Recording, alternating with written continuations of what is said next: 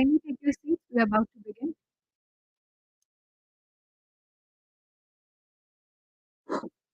Hello.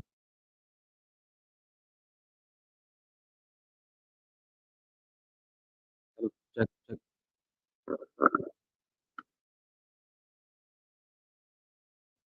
We have the result of the survey with us. The result of the first question is displayed on the screen.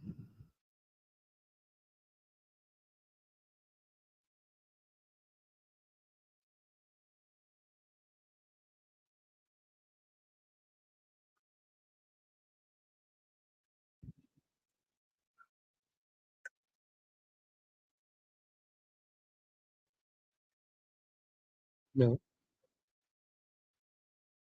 The results are investing in specialized training programs to develop a skilled workforce have garnered 6% of acceptance.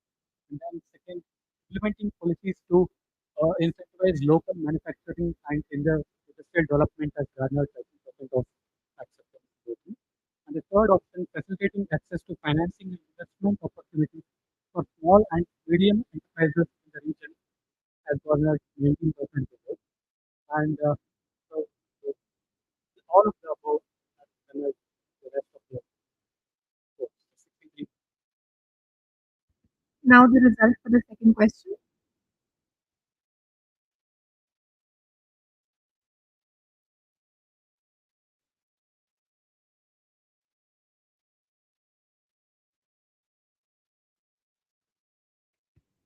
Ladies and gentlemen, I welcome all of you back to the second interactive discussion titled Empowering Institutional Infrastructure for People Connectivity.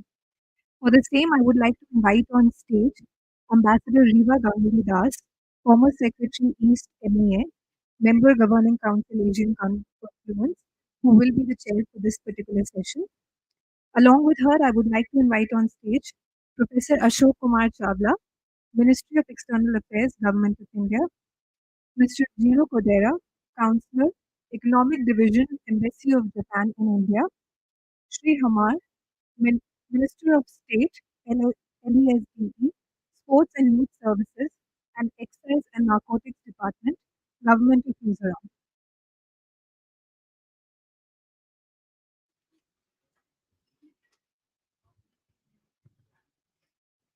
I would now like to hand over the mic to Riva ma'am to take the discussion further.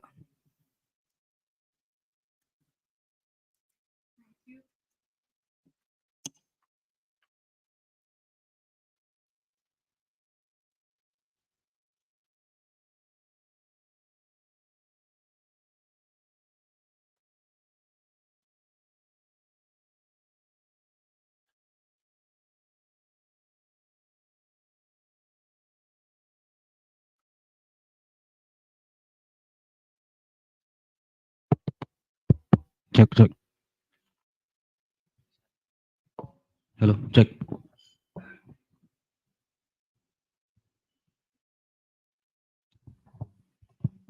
Thank you. I hope you all enjoyed the lunch.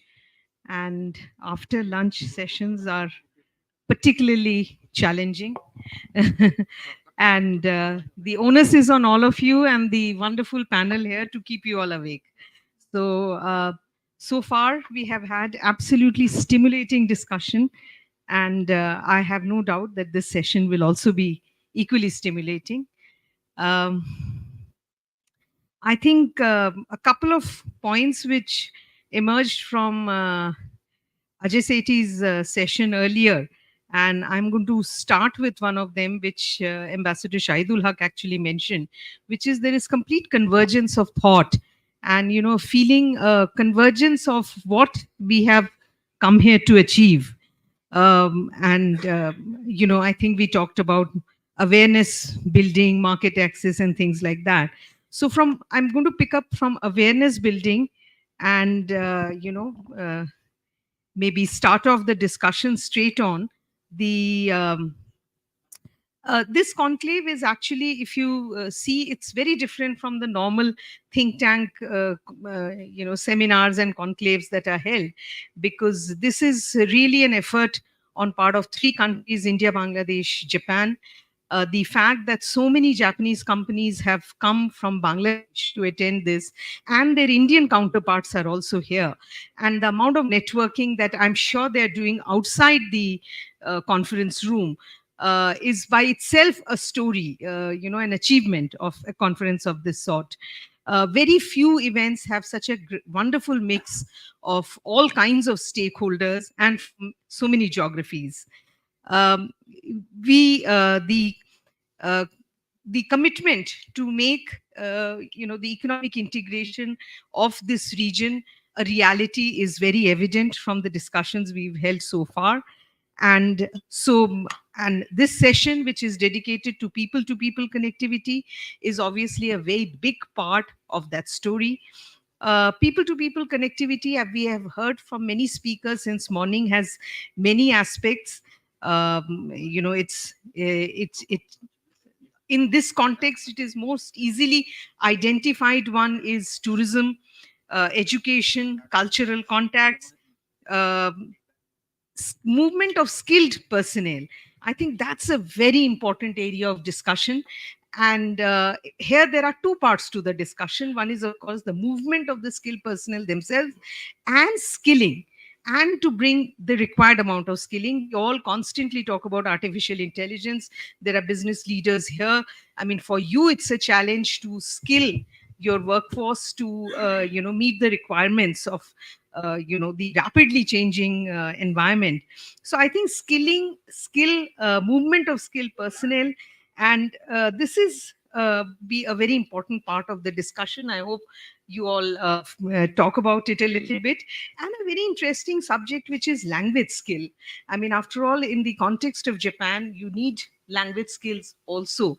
And I myself, being a great fan of Japanese literature, I, I don't know if any of the Japanese know that, Higashino's Devotion of Suspect X has been made into a Netflix series. And people have actually started reading Higashino. I read a lot of Higashino. So, so these are interesting times. Technology allows us to, go across borders and have conversations. So, without much further ado, let me request my panelists to speak.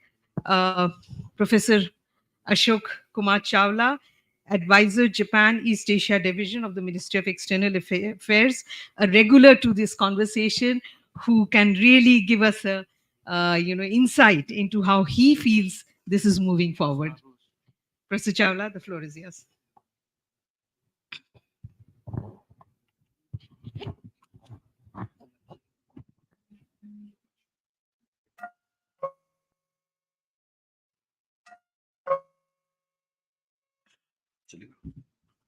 Thank you so much. Most of the points which I had prepared had been discussed already, or has been touched by the speakers or the panelists in the previous sessions. And MEA's very comprehensive presentation was made by my colleague earlier. So my presentation remains the same, but I will do some iteration in explanation. There are a few more things. Japanese ambassadors shared very important ideas in the form of wish list. Then issues, challenges, or the ideas also were listed, starting with my friend Prabir. CS, Chief Secretary, talked about the cap on the external funding. These are some of the issues. Sugino-san, JCCII, he talked about Japanese in English. Very interesting for me. I'm into Japanese for 43 years now. And would like to know why not in Hindi or why not in Indian languages. It's interesting, but that some sort of globalization taking place. We have been telling Japanese side that teaching Japanese in Japanese has got its limitations. So a hybrid mechanism is required. So I'm happy to hear this. Agro, very interesting aspect which you talked about. And Hayashi-san is not here. His concluding remarks, Matabari, big change, game changer. Let me now tune my presentation in this regard. Can we go to the next? My slide, please. Yeah, briefly, I'm from MEA, so I'm supposed to remind you all that our relationship is very sound. 752 was the eye-opening ceremony conducted by Bodhisena, a South Indian priest in Todai temple of Nara. This shows that the Buddhism in Japan has got India link very deep and it doesn't go. So we started from there.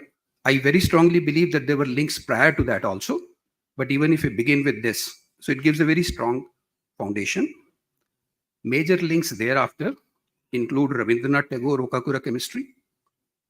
Then Justice Radha Vinod Pal, he took a stand at Tokyo Tribunal, which Japanese feel that they are grateful for that. San Francisco Peace Conference, Pandit Nehru's decision not to participate, instead go for diplomatic relations, signing of the peace treaty in 1952. Reparation were not asked for. Then Bose connection, Ras Bihari Bose and Subhash Chandra Bose. Ueno Zoo had an elephant gifted by Pandit Nehru in those times. And this has been repeated thereafter. Then in the recent time, we have success story like Maruti Suzuki, Delhi Metro, connectivity projects, including in the Northeast, and the high-speed rail, which is coming up now. 2000 to 2014, our partnership started with global and became special strategic global partnership. Strategic is fine. Special has got a big meaning, which I would leave all of you to explore further. I'll be there for answering any question if you ask me. One hint is that the special means setting targets by Japan, which is not a usual practice. Japan is a kampeki shugi, the perfectionism, which do not commit or promise a target unless they are very sure that they can cross that target. Ambassador is smiling. My purpose is served. I wanted to say 5 trillion, the current target, will be surpassed. He has acknowledged that. And I feel the potential is much higher. I see something like 7 trillion in 2027. My friends from the industry are here. Not a very big target to be achieved. It goes without saying, Japan is one of India's most important partner. We have got some mechanisms. Can you go to next? These are the mechanisms which I don't need to list. These are available for taking the things forward. So many mechanisms are there. It starts from ACTIS Forum, trilateral cooperation, multilateral platforms, track 1, track 1.5, track 2, ministerial level meetings, 2+2 meeting. We have annual summit plus 2+2. So it's a very special relationship. We have agreements in the field of civil nuclear, counterterrorism, cyber dialogue, then maritime affairs, defense equipment and technology, space, digital, semiconductor, a very recent one, health, currency swap. Currency swap also actually shows Japan's confidence in India. Then freight corridor, industrial corridor, metro, high-speed rail are other examples. This next slide I will touch upon very little bit because ma'am spoke about the manpower movement skill and Japanese language. Both are these areas which I deal directly in the ministry. So I can speak a lot on this, but Kodera-san is speaking on this, so I'll skip that part. But I would like to mention here, important points that we tried very hard to go for white collar movement of manpower. It took a lot of time, efforts, and white collar was not able to make it. One reason, of course, was language. Real reason is the language plus culture. And culture means teaching methodology also. And then we shifted to the workforce. Instead of white, we go for the blue collar. And in the blue collar, while we started doing it, the white collar started moving on its own. I don't know the exact number, but I think there are more than 20 to 30 professors, Indian professors in Japan now. This used to be less than 5 some time back. And this process will probably go further. And with regard to, a lot has been said or a lot has been done, but I believe would like to request ambassador as well as the industry to consider that the skill development requires MSME, entry of MSME, Japanese MSME in India, and the skill development will take place automatically. So this is an area where extra efforts are required. On the language part, we at MEA have been doing a lot with Embassy of Japan. And I would say the last line there, not able to read it very clearly. Let me read from here. If a white collar has to go to Japan, I would suggest, and if you have to suggest, please say N1 is the target. Japanese language N1, then only you should go to Japan. N1 immediately is not possible. So you go to N3 level, try for N2, then go to Japan, and you will enjoy Japan much more, both from work point of view as well as living point of view. For skilled workers, again, I think N4 is the minimum required qualification. But I would like to mention here that the Vietnamese who are going there, they are N2 level. Next, second from the top. So if you will have to compete, if Indians have to compete in Japan, N3 should be minimum. And for any person who has to go to Japan, objectivity, that is the 5W1H, and SWOT analysis, your own strength, your own weakness, that analysis one should do and then go to Japan. For white collar, skills as per Japanese way of doing the things is very important. Coming to the next slide, these are the broad convergences already there. This has been talked, so I go to the next, that is ACTIS Forum. Ambassador has talked about the ACTIS Forum to be held on 19th. We'll be having the functional level meeting on 15th, where we will see what exactly needs to be streamlined. MEA does the job of streamlining the bilateral cooperation in the Northeast and also facilitate the trilateral cooperation.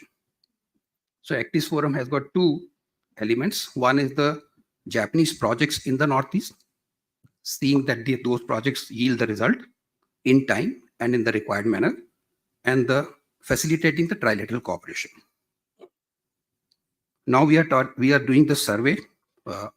MEA is collaborating or cooperating with the JICA, and this survey for cross-border trade and logistic improvement has got some points which are very important. First is the understanding the meaning. What does this survey will do? It will try to find out the gaps to improve trade and logistics aspects and will probably lead to projects to fill these gaps. Therefore, it is very important. And since it was said that convergence of thoughts is taking place, if it is taking place, I would say go one step ahead and work with full transparency. So thought convergence can take place when the transparency is there. So build awareness in transparent manner, deliberate and provide essential inputs to JICA team. This is both for Bangladesh and Indian side. All the stakeholders on both the sides. Work on the 3M. This is a typical Japanese concept of man-machine material. Man means capacity building. Machine is equipment and technology. And material means how do you source and how you develop the right material. And few elements for multiplied yield through Japanese cooperation. In crude sense, it means how to attract Japanese interests, including the JIT. First is to understand the Japanese planning process and the implementation. This includes SWOT, of course, brainstorming and 5W1H approach. Next stage is customer for you. In any process, the next stage is my customer. So it's not the physical customer, but at any place, even in the office also, if we think that next stage is my customer, my attitude will change. This is what the Japanese would like you to do. Customer satisfaction drives the process. Implementation only as per SOPs.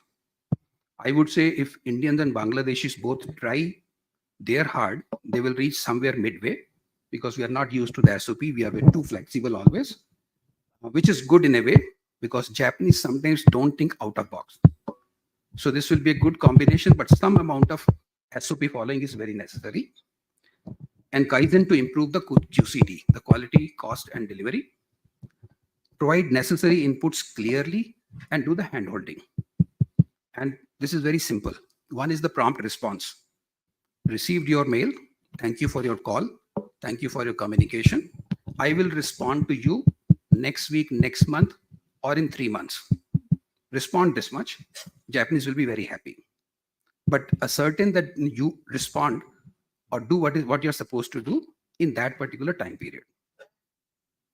So this is possible when you think simple and go steady. To do so, I very strongly believe that thorough knowledge of Japanese language is very important. If you don't have that, you will find that you will not be able to work with the Japanese well. It will be a marriage where you will always doubt each other. So I would say, if you are doing business or interacting with Japanese, have somebody in your setup who knows Japanese very well. And I'll be doing a separate session on the Japanese language tomorrow. Those who are interested can join that. And there are some points, if time allows, I can speak on the previous sessions. I noted from the, okay. There were points like Japanese industry in Bangladesh. To me, it appears extremely object-oriented, working on TQM style. So we need to reciprocate this both in Bangladesh and in India.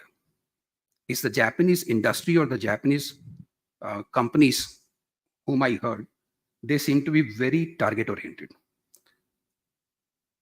I would like our side as well as Bangladesh side also. This will help us become transparent, and then we can have a win-win game for trilateral cooperation. And I would like to request the Japanese business that you will be going good to the Japanese business, to the Northeast business, and also to the Bangladesh business. If you or your consortium can work to create some park on both the sides with which you can collaborate. Reviving the Nagarbera, Assam, the Guwahati one is a very good way of doing that. And I believe that it has got the potential to create very reliable and very resilient supply chain. I have some industry experience, so I'm speaking from that experience.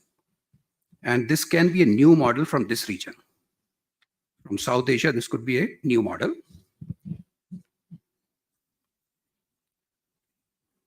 You have talked about customer immigration issues many times. There was one response from the audience on harmonization instead of harmonization recognition of each other's laboratory, etc., and visa relaxation. I would not say blanket, MEAs here also. These are slightly difficult issues. Maybe to people it appears that MEA which will do it. Sometimes even we don't know who all are the stakeholders on our side. MHA, of course, we know. In JICA survey, LPA, Land Port Authority, but there are actually many, and it's not so simple. So I would say that Japanese should not wait for this. Harmonization will keep taking place.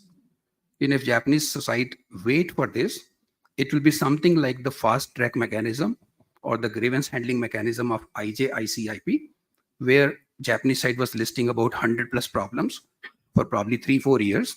When I requested, you will recall, that let's categorize the problems into 3 categories. There are few which you can call low-hanging fruit or can be resolved easily, which we can resolve ourselves.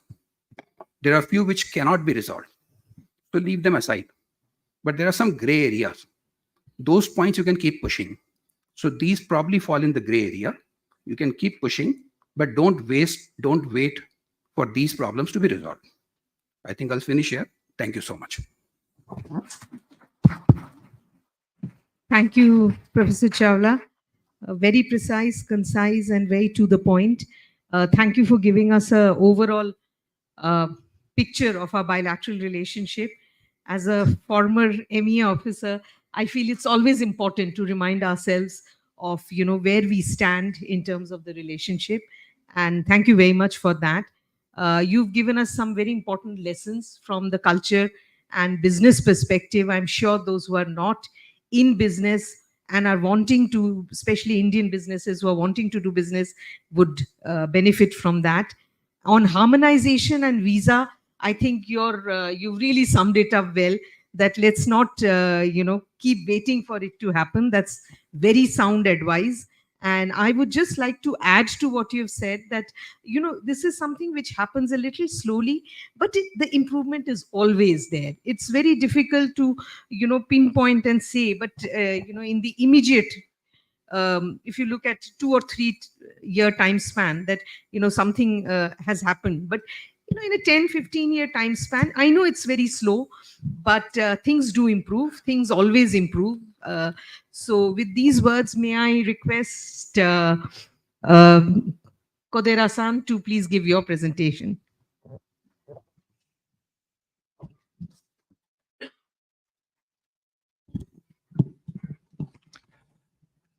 Excellencies, distinguished guests, ladies and gentlemen, I am Jiro Kodera, Economic Counselor, Embassy of Japan in India. I will briefly talk about the current status of P2P, people-to-people exchanges, especially on TITP SSW, and the views of the Japanese government on TITP SSW as a tone setter. Can I use this one? Not okay. Okay. So it is evident for everyone here that Japan and India are significant nations on both sides. And so from Japan's perspective, India is ranked #1, surpassing China as a promising business destination for the next 3 years. From the Indian perspective, India is Japan's largest recipient of yen loans. Japan is the largest bilateral donor country. From both sides, we had 6 Japan-India summit meetings so far since Prime Minister Kishida took office in October in 2021. So the significance of connections between Japan and India cannot be overestimated or overstated. However, there is also an inconvenient truth about Japan and India. That is the volume of people-to-people exchanges between Japan and India, and it remains relatively low as compared to China.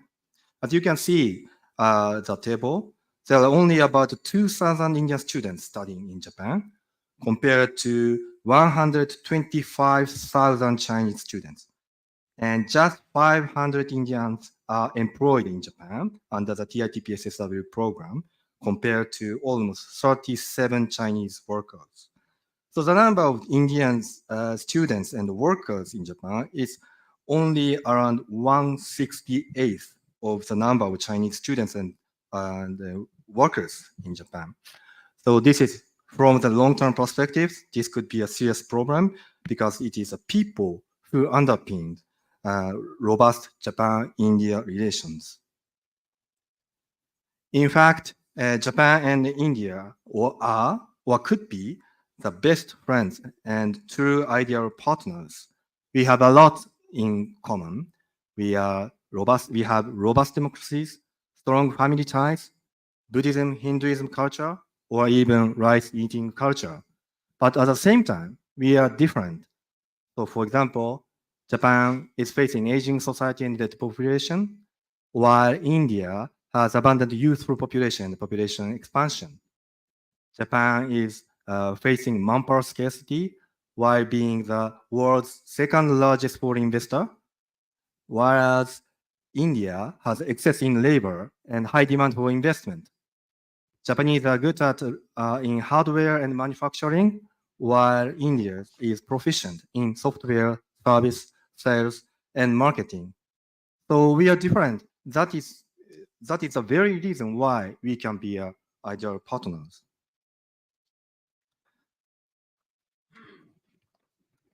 So how to work in Japan? We have 2 programs. One is a TITP, or Technical Intern Training Program. This is a 3-year working program, technical cooperation program in Japan through OJT. The second one is SSW, Specified Skilled Worker Scheme. This is 5-year working visa scheme for foreigners who meet specific Japanese language level and vocational skills. And under these two schemes, how can we send Indian workers to Japan? So basically, the applicants needs to take and pass Japanese and skill tests and take job interviews with accepting Japanese companies, get approval from the Japanese authorities, and obtain visas, and prepare for the travel and life in Japan. So there are a lot of to do. And actually, we have there are sending organizations who can help these applicants. We have ARMS, Navies, JSEX today, and these are the sending organizations. And therefore, we look forward to hearing their perspectives on TITP SSW today. However, when you look at the number of the workers in Japan here, so we have 250,000 Vietnamese and 60,000 Indonesians and 40,000 Philippines. But so when you look at the Nepal, so we have 3,600 Nepalese in Japan. However, India, in terms of India, we only have 500, and this is the 13th place. And this number should be much fewer than we expected. And this is largely one of the reasons is that India is a latecomer. So the TITP scheme started in 1993, but the signing of the TITP MOC between Japan and India was done in 2017, 25 years after. So, but we want to catch up with other countries and boost the number of employment of Indian workers in Japan. And therefore, GOJ and the Embassy of Japan has made efforts to boost TITP SSW in India. The first one is to increase opportunities for taking required tests. In addition to caregiving and agricultural field, we started the field of construction and hospitality skill test. We also launched the Japanese test center in Bengaluru, in addition to Gurugram. The second one is to host a TITP SSW seminar. And we did it for Assam State, Okinawa Prefecture, Ibaraki Prefecture, Hokkaido, and more in order to showcase the best examples and the best example of TITP SSW. As I wrap up my presentation, I will display some photographs. On the left side, as Ambassador Suzuki said, you can see an Indian caregiver at Sakura Nursing Home in Fukui Prefecture. Sakura Nursing Home was unable to fully operationalize the facilities due to the labor shortages. But since they took on over 10 Indian caregivers, the facility is now fully operational, or actually, they are expanding its business. The elderly are treated with full of kindness, joy, and consideration by those Indian caregivers. And this touching story was featured on the local TV news.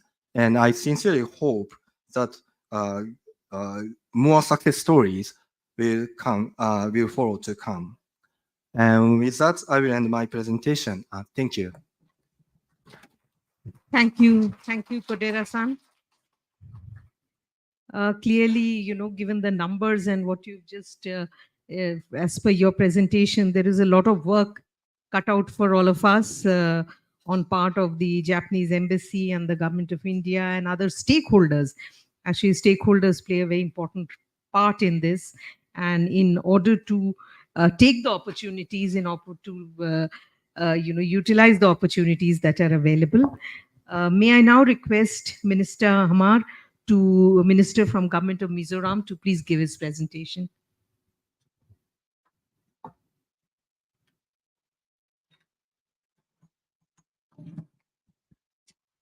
Very good afternoon to you all.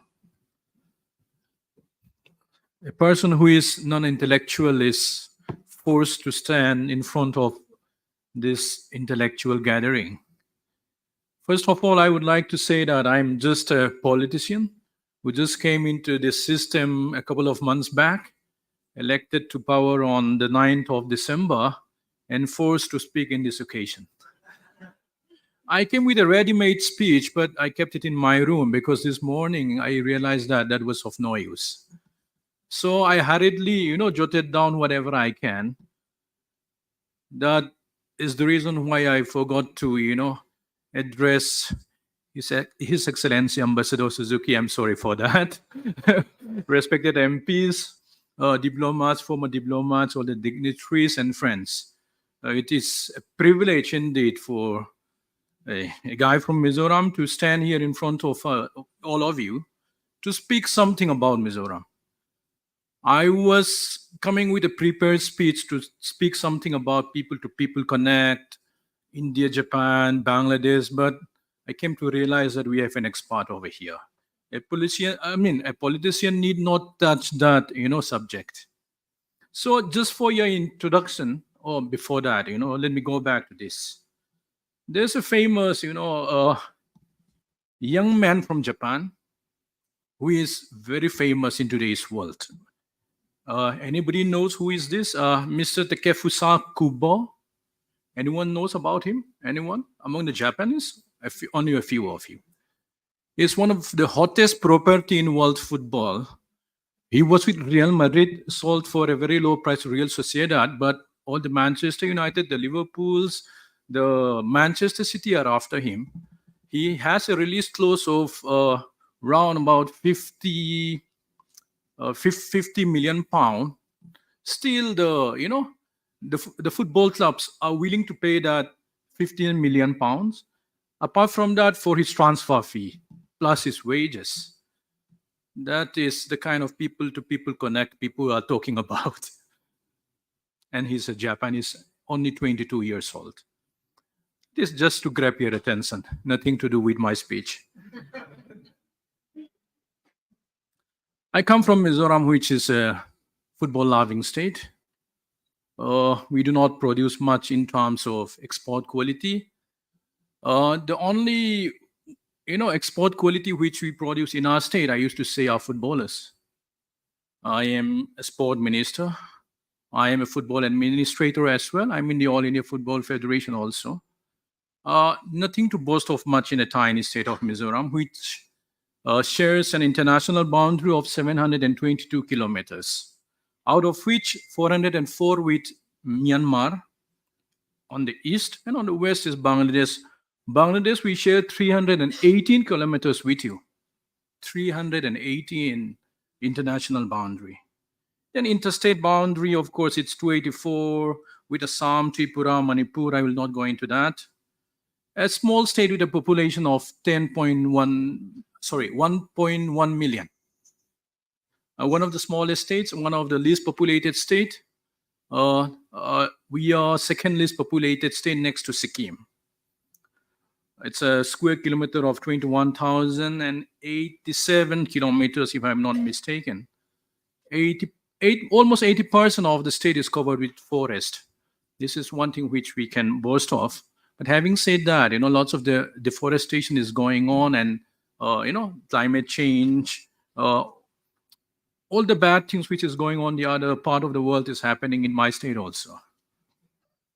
It is a mild climate, 15 to 30 degrees centigrade. In the winter, it goes down to 5, 6 in some of the areas, but it, generally moves around 5 to 10. Literacy-wise, we one of the best in the country. In fact, second to Kerala only. 91.58 literacy rate. And one interesting fact is that there is one management development institute in Gurugram who happened to measure the level of happiness. I should say, I don't know what is this.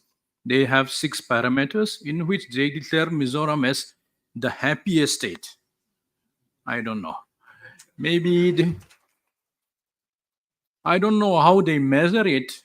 I'm sure that they did not come to my house, before. And we claim that we are the most peaceful state in the country without any presence of insurgent group. unlike the other northeastern neighbors. So with that, I can now finally come to the people-to-people connect, so that you first understand what Mizoram is all about. Again, I forgot to, mention something about which I was preparing for. This morning and a session before lunch, the panelists, they were mentioning about the infrastructure which is being built for this look east policy under the look east policy of the government of India. Just to update you from Mizoram side, we spoke about Kaladan multimodal transport project. The construction of Longklai to Zorin Road, 87.5 kilometers, has been completed. But unfortunately, Zorin to Paletwa Road inside Myanmar, which is ongoing, is hindered due to political conflict in Myanmar. So it is very unfortunate. We do not know when this will get finally completed. Development of Situe Port and Paletwa Inland Water Transit by the government of India has been completed. And physical construction for double laning between Zorin and Pui to Lung Masu is yet to start, but the project has been approved. And apart from that, at the southern end of Mizoram, a land measuring 8.2 hectares for construction of development of the integrated checkpoint has been identified, handed over to Ministry of Home Affairs. And Land Port Authority of India, they have agreed to, in fact, they have fenced those areas. They have agreed to give out around about 555 CER. DPR has been approved by Ministry of External Affairs. These are the information which a politician do not really read out, but as has been fed by me by the government of Mizoram side. I just want to read it out for your information. So coming back to the subject, that is the people-to-people connect. Before that, Mizoram, since we have this close border with Myanmar, unfortunately we have a big problem of drugs, which is coming in. We are not very far away from the infamous Golden Triangle to Myanmar to Mizoram. Just for your information, since I'm looking after narcotics and excise, 2021, heroin number 4 seized inside Mizoram by the Excise Narcotics Department. This is excluding the ones which been seized by the police and the paramilitary forces. It was 18, but unfortunately it climbed to 76 kilogram last year. Just imagine, 76 kilogram of heroin being seized in Mizoram in the last calendar year. This could be doubled. Definitely, I cannot give you the official figure with the police and the paramilitary forces. It goes, over 100 kilogram. These are the problems which we face there. And having said that, I'll go to the people-to-people connectivity. This morning we spoke about data and connectivity, infrastructure connectivity, but we need to concentrate more on the soft infrastructure sector as far as Mizoram is concerned. Ma'am spoke about movement of skilled labor.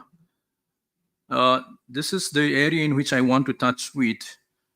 This morning I spoke to one of the private agency who has been sending out the Mizo youth to different parts of the world in the soft skill sector. He was telling me a figure of 150 Mizo youth being, I will say that moved out from Mizoram to Singapore through this private agency, 5 to Hong Kong, 5 to Malaysia, 4 to Macau, and 5 to Japan. And there are 16 Mizo youth under this private agency who are waiting for a visa to work in Japan. But what came to my mind is that, through each agency these people are operating, we have to streamline in such a way that it has to go, it has to follow a proper channel. So my colleague here, he was mentioning about TITP, under which recently 9 nurses from Mizoram has been sent to Japan. Now we have round about 20, I do not have the exact figure, nurses who are undergoing training in Japanese language, who are aspiring to work in Japan.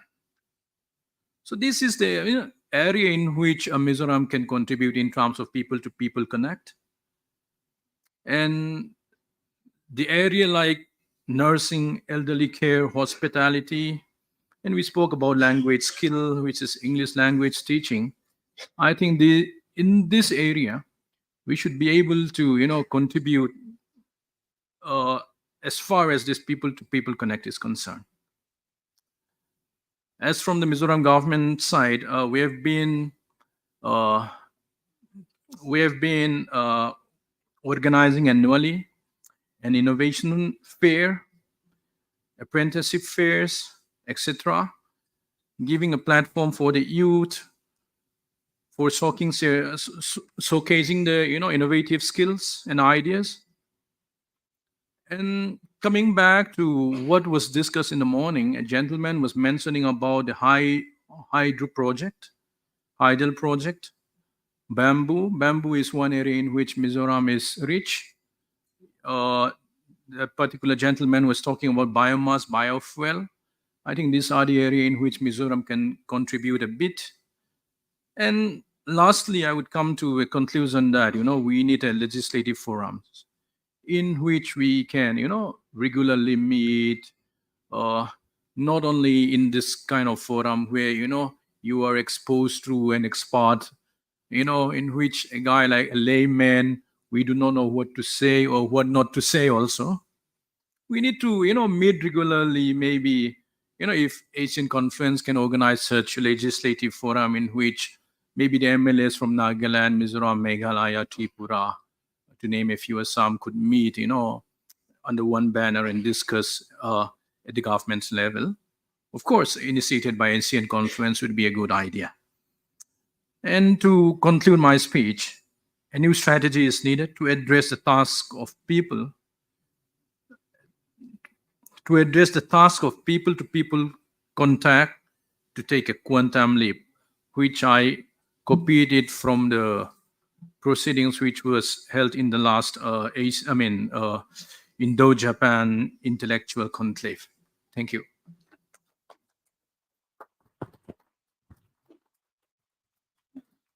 Thank you, Minister, for introducing Mizoram.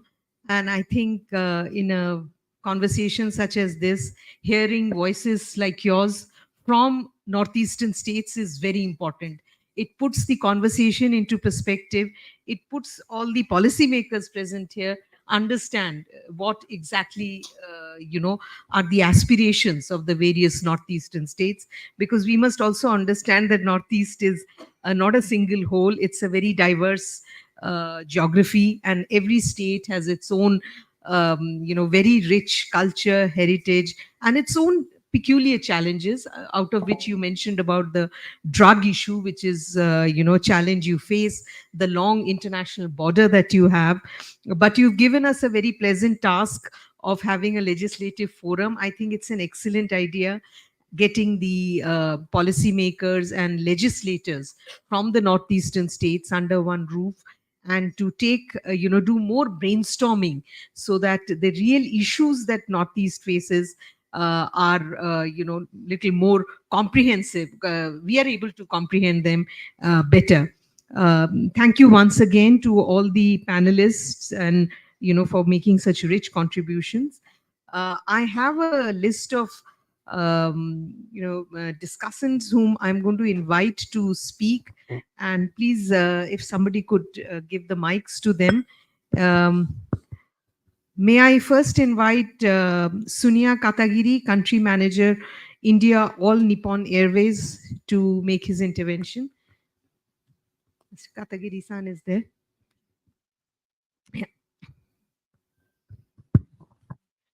Good afternoon, everyone. My name is Tsuneya Katagiri from ANA, All Nippon Airways. I'm a country manager in India, and I have worked in India for almost 11 years. After the COVID-19 started in 2020, the airline industry restricted international flights, and the online conference has taken hold among people. Under these circumstances, it was anticipated that business travel demand would not fully return even after the COVID-19 subsided. My challenge was to develop new demand here. At that time, I saw a Japanese TV channel featured about Vietnamese technical intern training.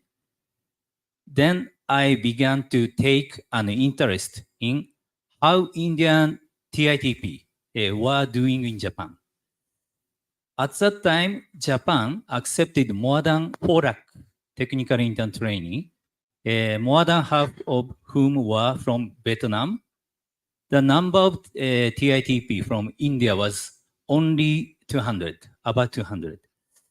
I learned that Indians were working all over the world as migrant workers, but there were very few Indians working in Japan. Why very few Indians working in Japan? The problem is that we both don't know each country. At that time, there were 33 sending organizations for TITP in India. And I contacted all of them to understand the situation. And I was able to talk to 23 of these organizations. Meanwhile, I also interviewed Japanese supervising organizations and employers. I was convinced that the affinity between India and Japanese was quite high. Also, promoting TITP and SSW would help solve social issues in both countries. There are many young people in India, but they have difficulty finding employment. On the other hand, Japan has a shortage of young people and an urgent need for human resources in various industries. So my role, I must let Japan know how good Indian human resources are. I have invited many related people from Japan to India to inspect the Indian human resources, and 100% of them have evaluated the quality of the Indian people and have begun to positively consider hiring Indian personnel in the future, especially for the human resources from Northeast India. I have been promoting the good qualities of Indian people through many medias, such as TVs, magazines, newspapers, also YouTube, etc. And I have also made some trips to Japan to have my presentation for Indian human resources all over Japan. Oh, sorry. Whenever I attend a seminar for my presentation, Ambassador Suzuki-san give his video message every time. So Team Embassy is the strong supporter for me. So far, I had my presentation 7 times in Japan, and I will have some more plan in the near future. By continuing these activities, I'd like to help as many Japanese people as possible to understand the good qualities of Indian human resources and to accept them. A huge amount of human exchange exists between India and the United States. Many Indians work in the United States. On the other hand, Indian family ties, Indian KIZUNA, are very strong, as you know. Therefore, many Indians travel back and forth between India and US on a daily basis. So my dream is to create this demand between India and Japan in the near future. Thank you very much. Thank you. Wish you all the best in realizing your dream, which is clearly a win-win for all of us. May I now invite Mr. Bursanen Jamir, ARMS Nagaland Center. Jamir.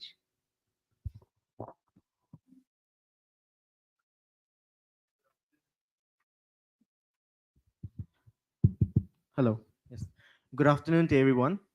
My name is Bursanen Jamir and I am from Nagaland.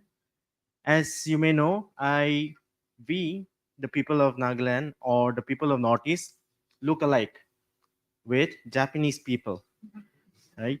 And our fooding habits are also very similar. So, and till date, we have ARMS Nagaland have accumulated around 160 students teaching Japanese language in Dimapur. And we have sent over 40 students to Japan under TITP program. And we believe that this will increase in the coming years and coming months as well.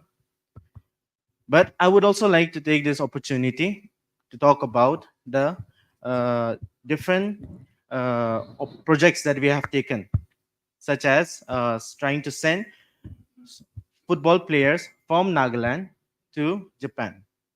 We are planning to send 2 students from India, from Nagaland to Japan in the month of October.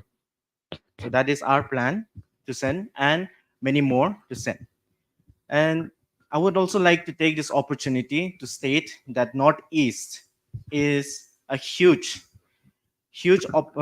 place for human resourcing because we have such unemployment that we are unable to cope up with the government jobs. So I would definitely like to request all following members or to invest in Northeast related to TITP and SSW.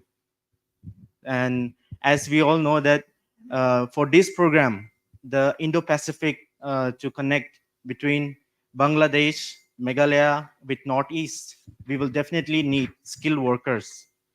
And that skilled workers we do not currently have in Northeast.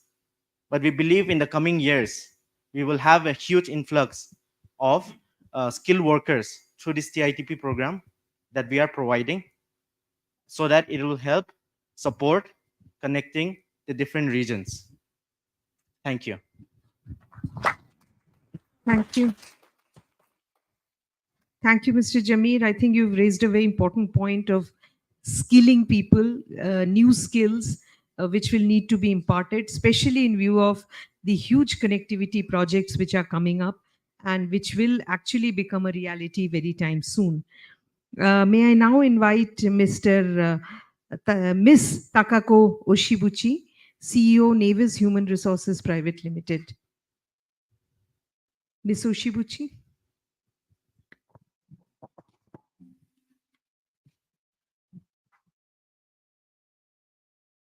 Okay. Good evening, all.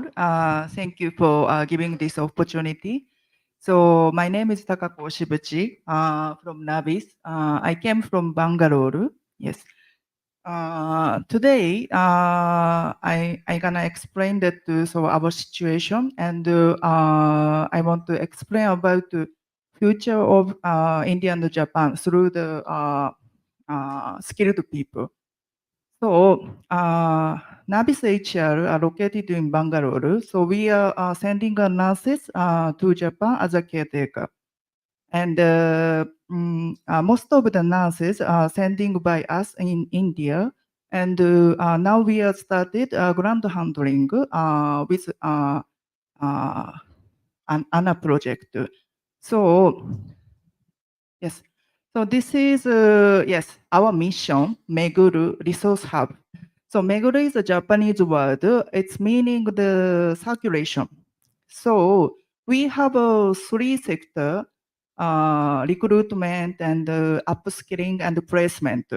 So we are recruitment Indian youth from across the India and screening and selected and upskilling in Bangalore and another states also. And 6 months, only 6 months, we are making them pass the exam N3 level. Yes, and after that, we placement to Japan. So that is our circulation. So next is yes.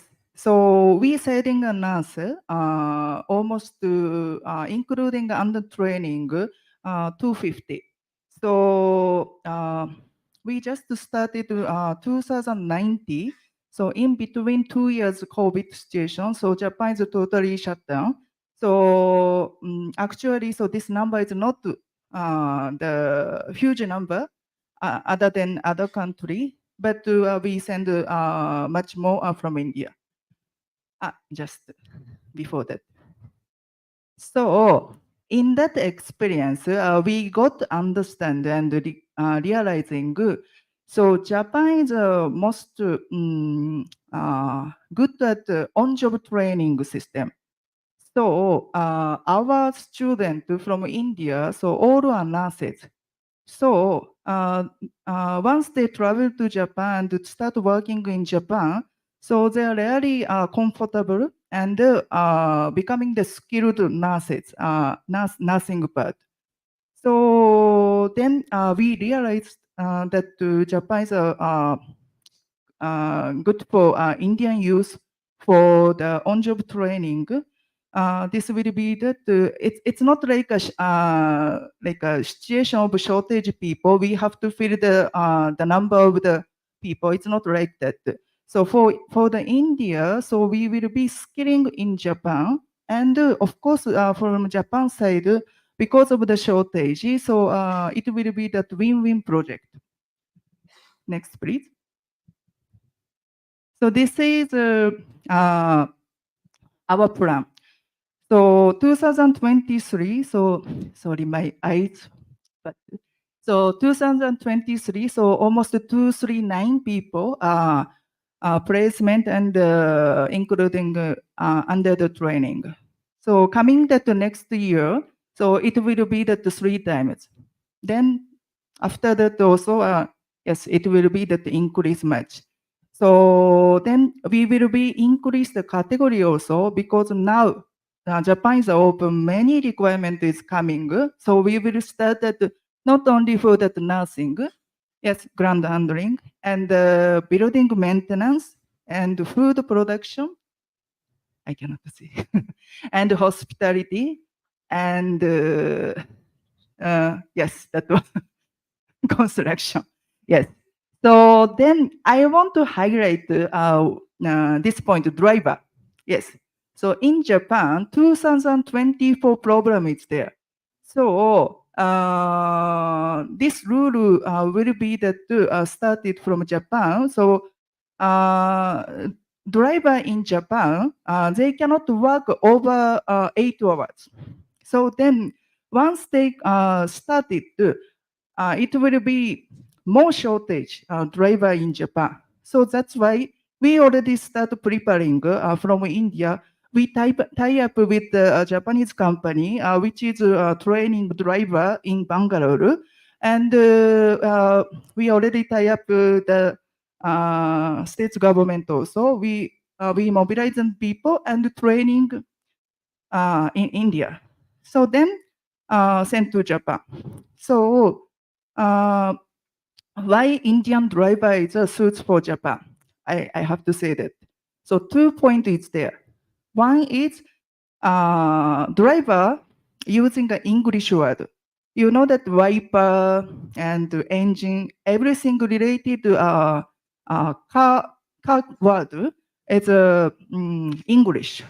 But Vietnam and Indonesia, other country using their language. I don't know how to say that. But so that's why, so it will be suits for Japan. Indian driver will be suits for Japan. And one more thing, so I have to say that Indian driver is light driving, light driver. So this will be Japan also the same. So that's why it will be suits. So then, as a novice, so we will be focused on the driver 2024. Of course, other category also. So that is our situation. So then, this slide, what I want to say. So under SSW project, specified skilled worker project, so they can work 5 years in Japan. So then after that, they can come back to India. So our aim, after 5 years, every student to come back to India with skilled and experience from Japan. So these kind of student, only from novice, 500 to 600 in a year from 2028.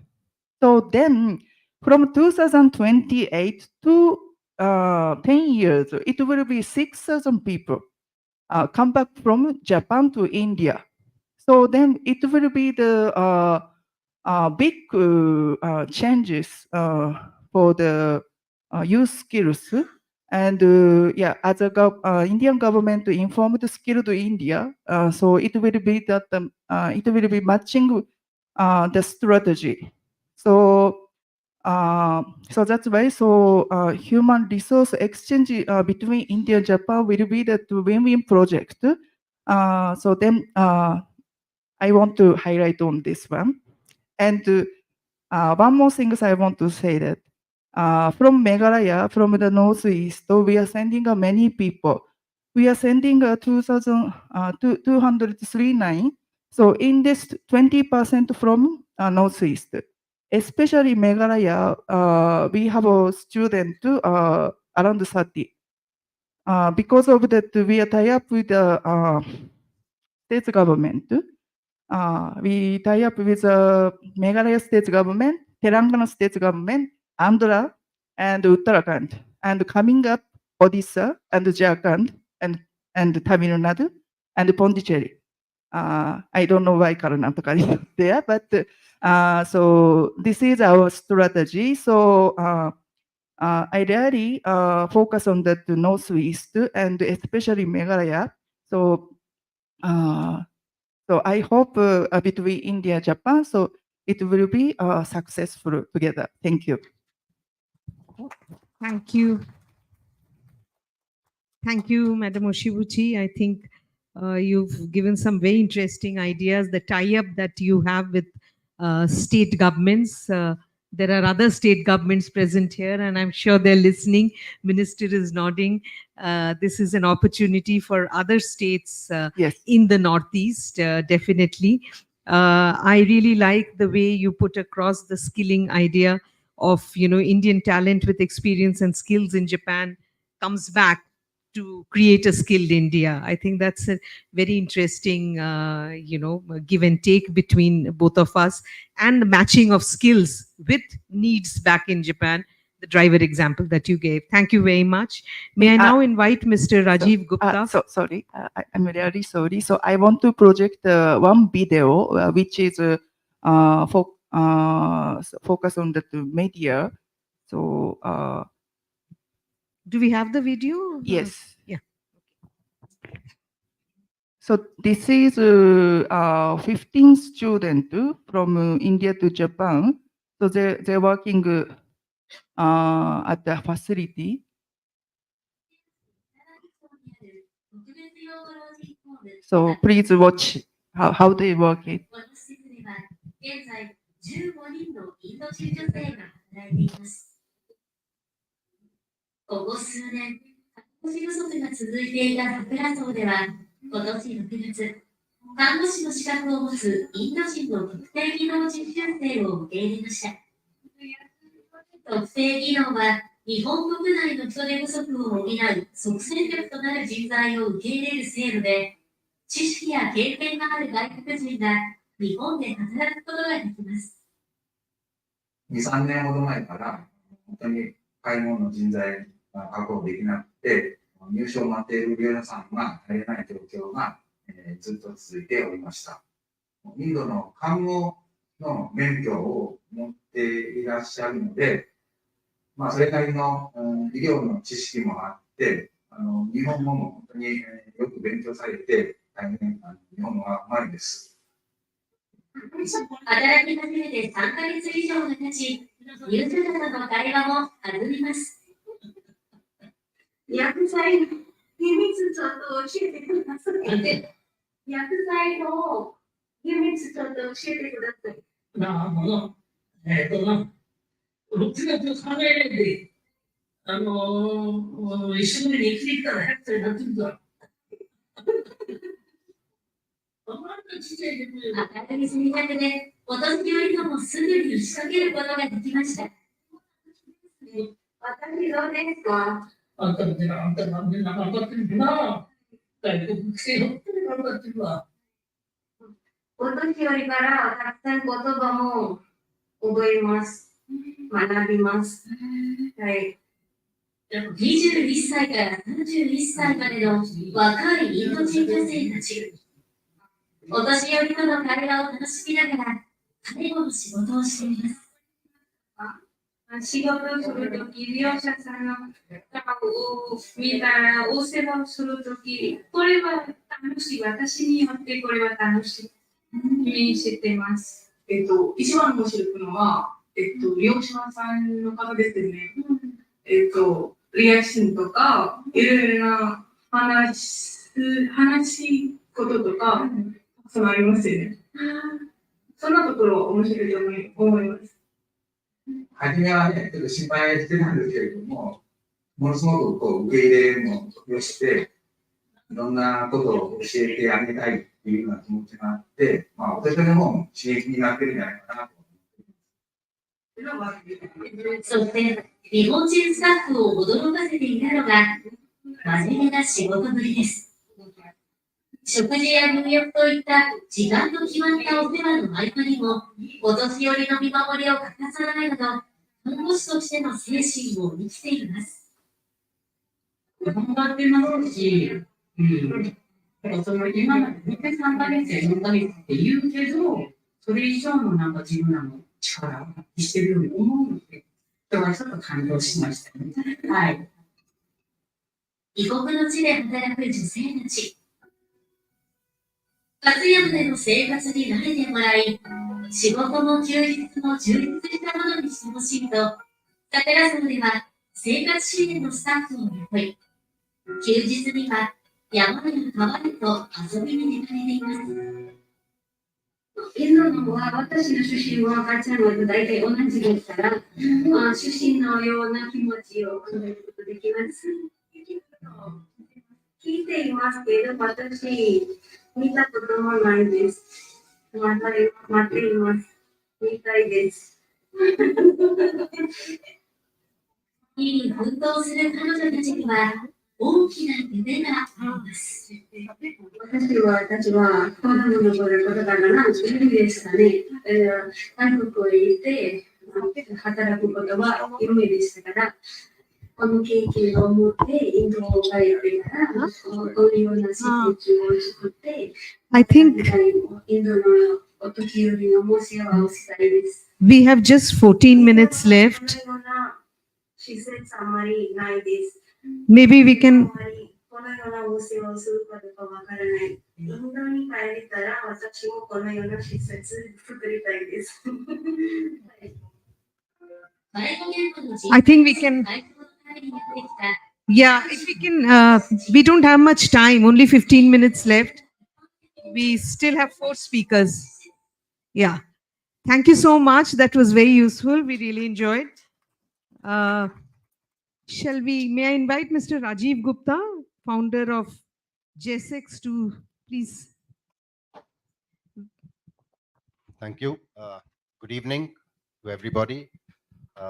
His High Excellency Ambassador Suzuki, all the panelists there. It's a great honor for me to be able to express a few words about what we are doing with respect to connecting Northeast with Japan. My name is Rajiv Gupta. I run a company called J6 Ventures LLP, and we run the Youth for Japan program. We are Northeast focused. We are based out of Guwahati physically, and have satellite centers for the training, because physically it's really not possible to bring all the candidates to one place at this stage with our small enterprise. We are a startup registered with Government of India, DIPP, and working on this domain since 2019. We lost a few years of 2 years of COVID. And of course, apart from doing the TITP and the SSW program, we also do multiple activities with respect to Japan. Coming back to these two programs, which you have seen a lot from my predecessor participants, I believe, as Kodera-san mentioned and gave us statistical figures on how India stands today with respect to the number of people that have gone to Japan to work. I will focus my contentions with respect to Northeast in particular, and not covering the whole country. Northeast, from a particular background, as we all know, was isolated from Indian mainland for many, many years. There was aspirations which could not be fulfilled. And it is only in recent times that these aspirations have been fulfilled for the youth of the Northeast, in which domestic migration has been a lot. One of the causes of domestic migration has also been a little bit of insurgency in some of the states. Therefore, the adaptability to the fact that they are tuned to migration to Japan is very large. Japan today has one of the best international mobility programs, which under TITP and SSW, which are safe, sound, legally controlled, etc., so that people can move very, very safely. For the benefit of the audience, Northeast in particular has to be considered very, very differently from mainland India. We have to connect it with the heart. We have to also consider the youth not as commodities, but for whom we are fulfilling an aspiration and building lives for them.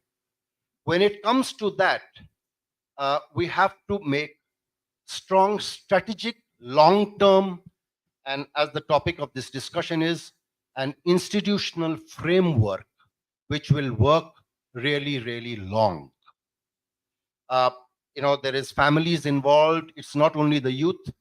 There are families involved, and as typically would say, there are village headmen who are involved in ensuring that the people of that village, etc., are going in the right way, in the right fashion, legally bound, and there is control. As you all know, we currently just completed a program under the Manipur government. Of course, we ran into a lot of problems due to the ethnic violence in Manipur and had to shift it all over to Guwahati, but definitely completed it. 70% of our candidates have cleared the SSW exams and are currently under the interview stage for moving to Japan. I would like to use this forum with a lot of important decision makers, policy makers that are here, that there are other countries which are today vying for this quality of manpower and human capital, which is an asset of the Northeast. There are neighboring countries like Singapore, which are going in for the nursing category and actually going for nursing. The mobility to Singapore does not take as long as it takes to Japan. There are certain factors that I would like to advocate, and you'll have to be very brief because we're really running out of time, and there are two more speakers. 1 minute more.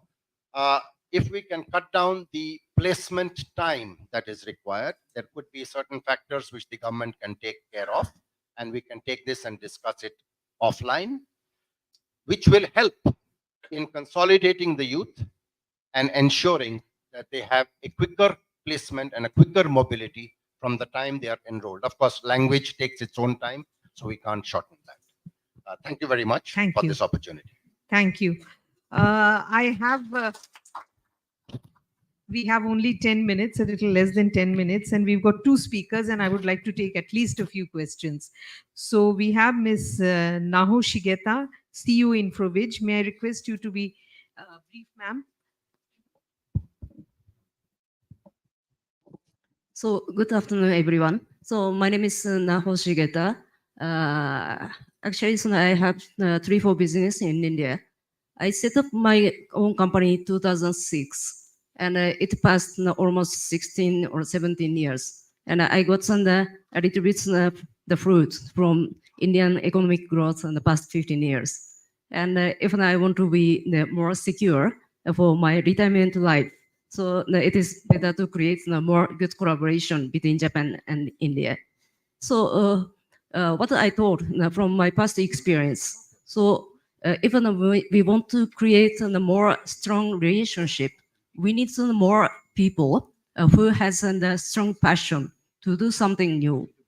And I give them one example. So at 2022 or maybe so at the time of the 70 years anniversary year between India and Japan relationship, so government of Japan and the GCCI and some of the Japanese corporates, and we had one program called the Hack the Innovative Future.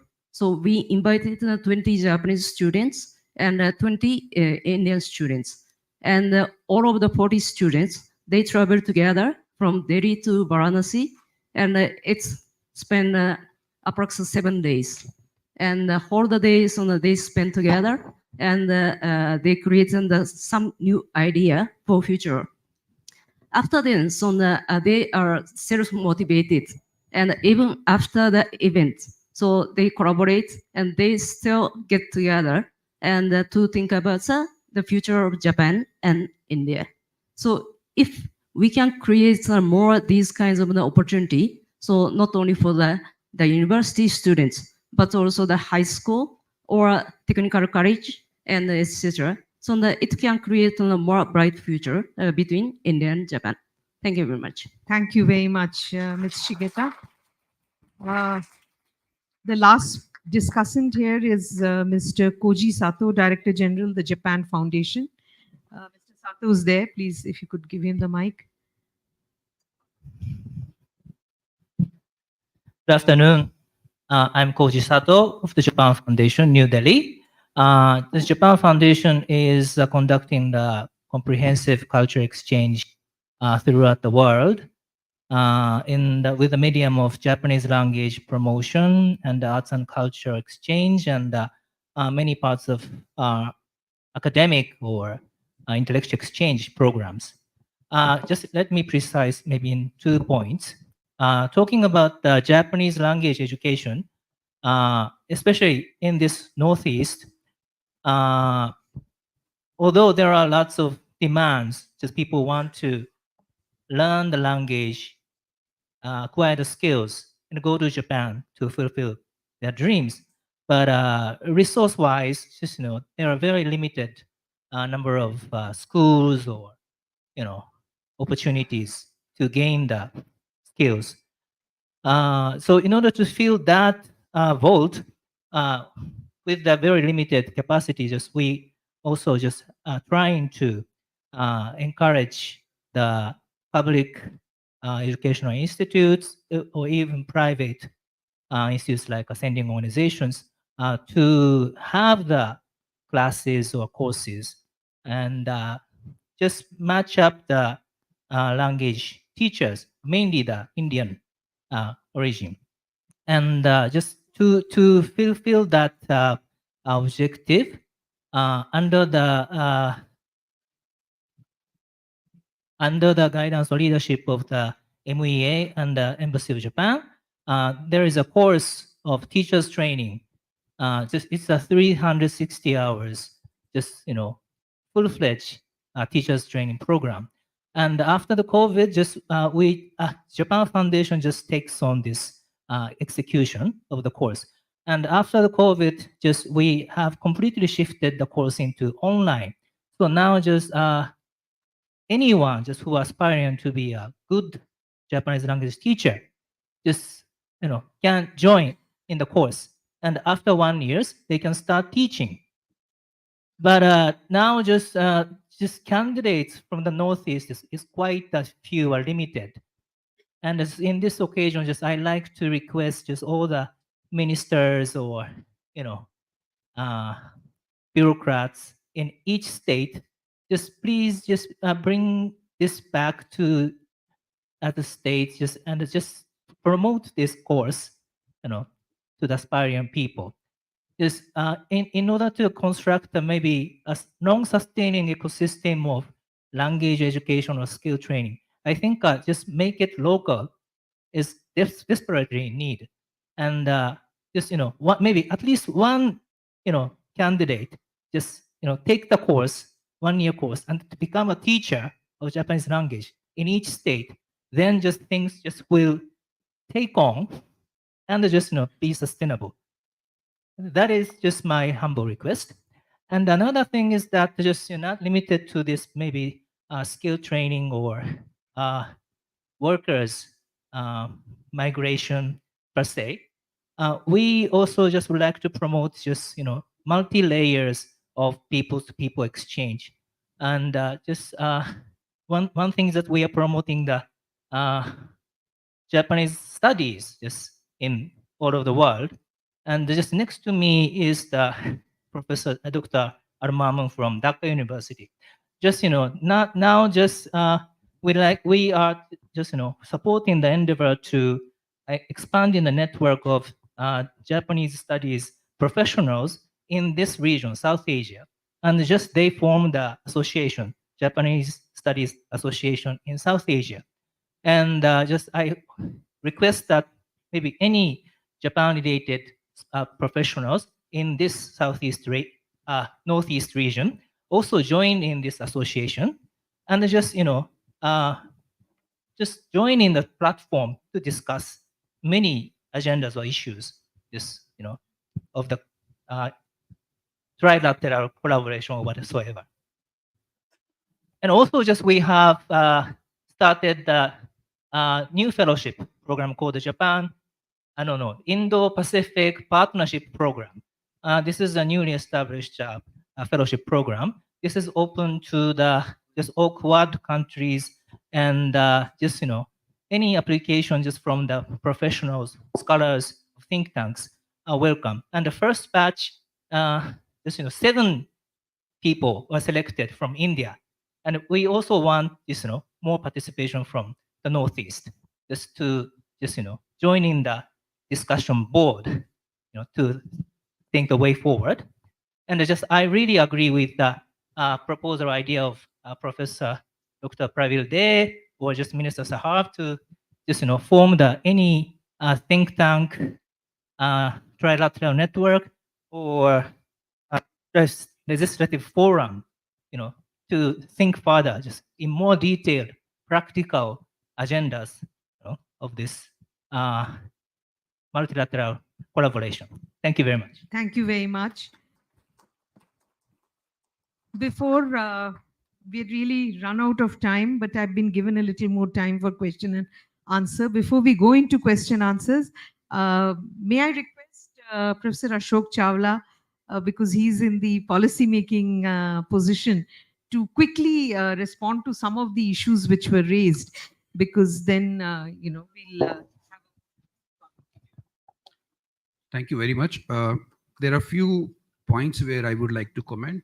Number one, to Honorable Minister, it's a very good idea to have the legislatures and the policy makers two separate maybe bodies or entities for the 8 states of the Northeast. This will be greatly helpful to us also to share the information. So I think we would welcome any such suggestion. There are other issues you have talked about. One is, I would like to say that we have talked about the connectivity delay, etc. Actis Forum is meeting on 19th. Ambassador and Foreign Secretary will be chairing it. Before that, on 15th, there is a coordination committee meeting which will be headed by me and the Minister Economic from the Embassy of Japan. Kodera will also be there. And if you can instruct your officials to send us the information, we will try to deliberate on that and see whatever best is possible on that. And I would like to.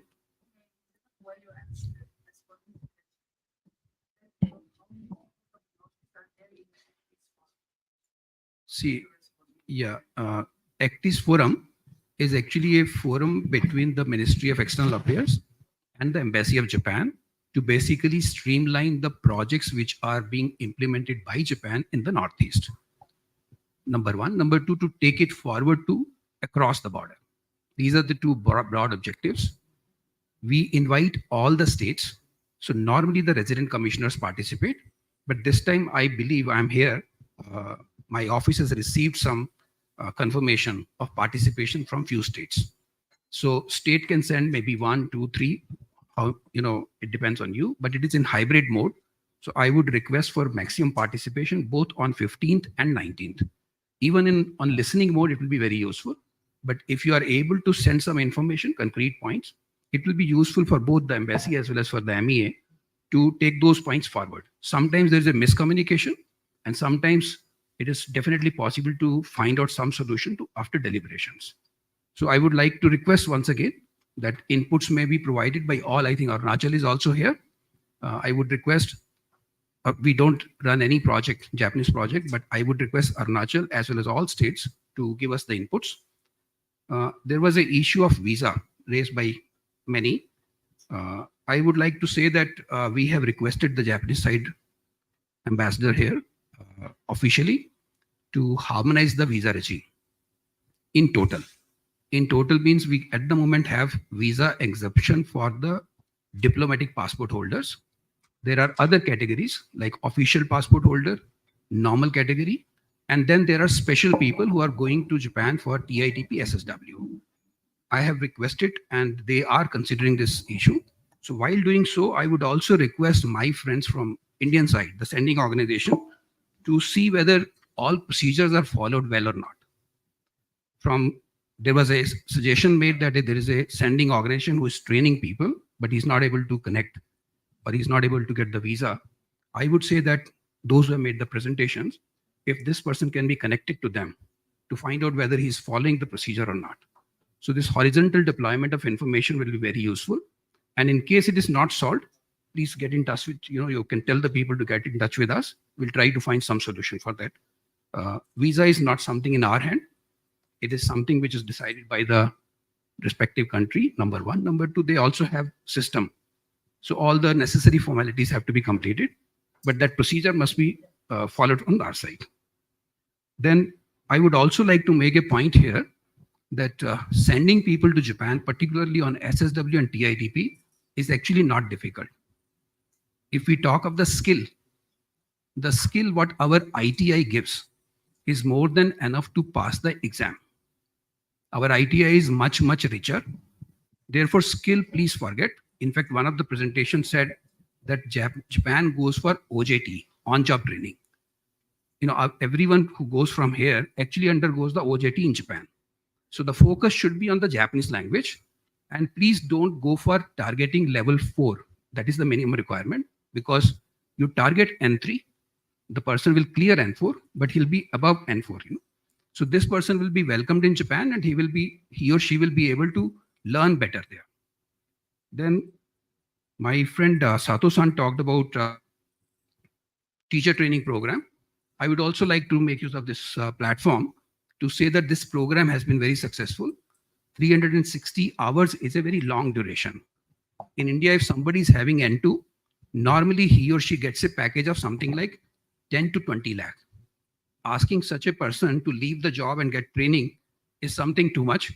Therefore, my request would be that you should try to see if there is somebody who is N3 or above N3. He or she should join the course. The course is now divided into 3 modules, 120 hours into 3. So one can go for 1 module at a time also. And the course is online plus in the evening and weekends. So it's made very user-friendly. So I would also thank Sato-san and would request everyone to nominate more people. I would also like to tell that there is a WhatsApp group of all the teachers who have been trained so far. So if you send us requirement of teacher, we will post this information on the group. ME will do that, and you will get the direct response. So you can get the teacher response also. And fellowship, I would like to make use of this venue to thank Japan Foundation. You know, hunger is never over. I would like to request for more. And Shigeta-san talked about exchange program. This is also very useful when younger people meet each other and stay together for 1 week or 10 days or 15 days. This relationship goes very long. So whether it is Seinen no Fune, that's Japanese Youth Goodwill Exchange Program, or whether this Ideathon type of program, any additional such program, I think the states can also consider and send the proposal if there is any. Thank you so much. Thank you. We have barely time for a few questions, but we can't let a session like this get over without some questions. If you have any questions, please raise your hand. I think I'll be able to take only one or two. Please, gentlemen there. Thank you so much for giving me the floor, and it justifies because I'm only academia and civil society representative from Bangladesh. Thank you so much. This is my first participation in KIZUNA. I like to be very brief, and I like to make a proposal, in fact. Listening to all the dignitaries and speakers, I think the time has come to have the first KIZUNA for the triangular cooperation between Bangladesh, India, and Japan. If we follow the discussion, it is all about triangulating three nations, but unfortunately, you can see the presence of Bangladesh currently here is 1.5, because I am the civil society member, and Professor Shahid is from the policymakers. So I'd like to request and draw the attention of the policymakers that let us think about the first KIZUNA, regardless of Dhaka or in Delhi, between India, Bangladesh, and Japan. One point I like to highlight was Professor Shahid highlighted that we're discussing so much here, but understanding Bangladesh society, civil society's notion, the politicians' views in terms of connectivity with the Northeast and broader vision to Matarbadi can only be sensitized, including more people, more voice from Bangladesh. Thank you. Thank you. Thank you. A triangular KIZUNA, interesting idea. Anybody has any question to this panel? Otherwise, we will run the video, which we were not able to run. It's by a student. There is a question there.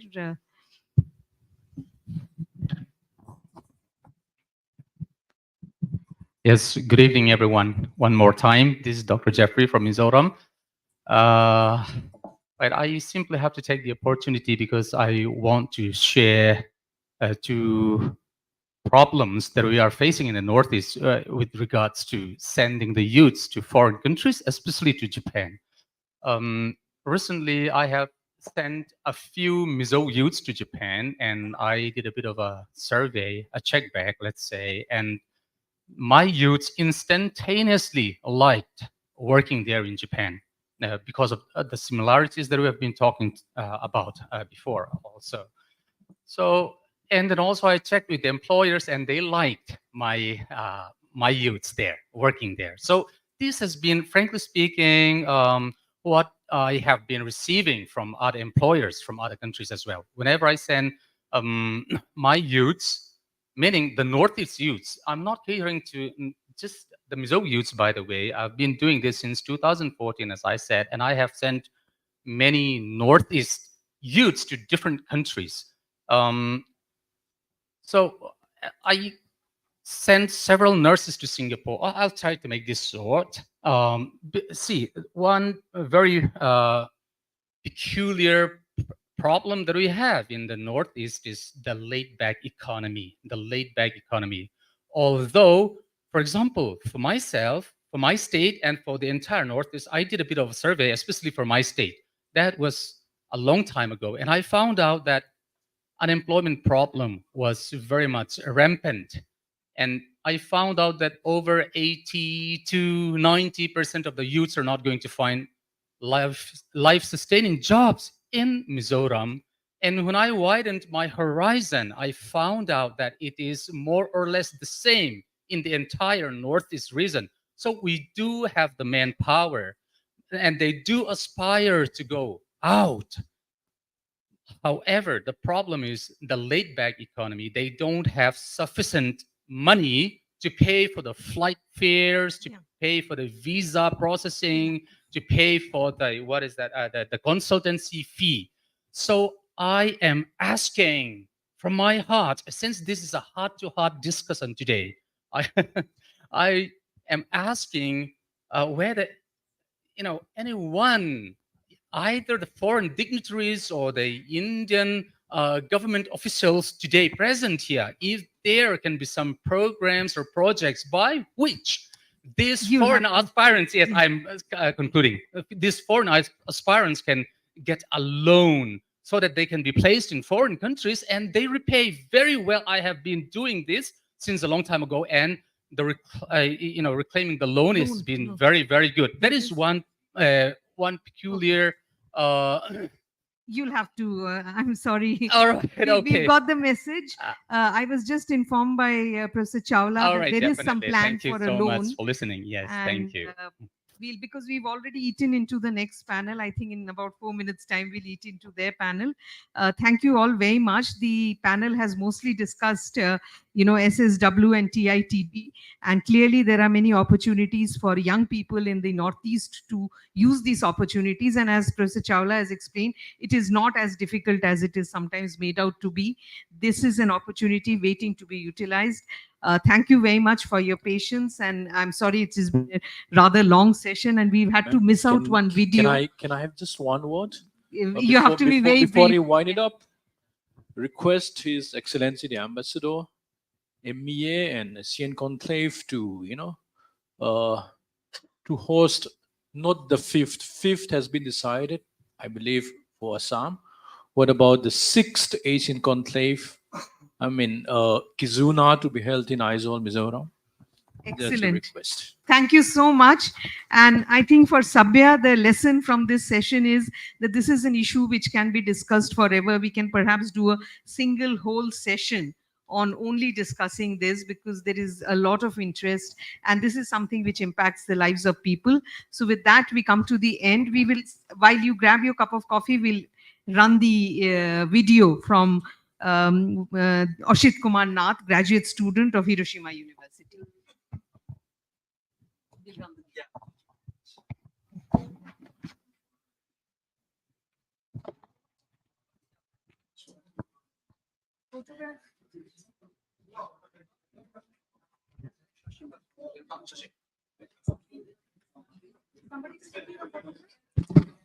I would kindly request the panelists to stay on stage for a moment for a group photograph. Thank you.